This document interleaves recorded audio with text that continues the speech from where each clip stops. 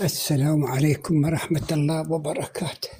طلاب الصف الثالث ابتدائي، درسنا اليوم بالعلوم هو النباتات تصنع غذاء بنفسها.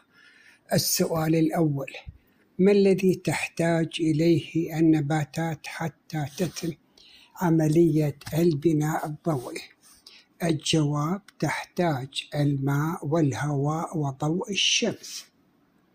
املأ الفراغات بما يناسبها من الكلمات الآتية.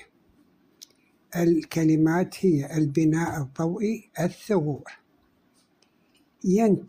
السؤال الثاني: ينتج النبات غذاؤه بعملية تسمى فراغ البناء الضوئي. 3.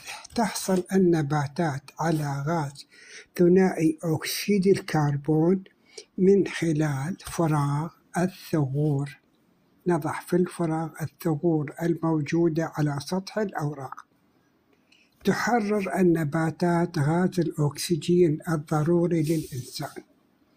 كيف يتغير الهواء إذا كان هناك عدد قليل من الأشجار؟ ستقل كمية الأكسجين في الهواء والناتج من عملية البناء الضوئي. والسلام عليكم ورحمة الله وبركاته.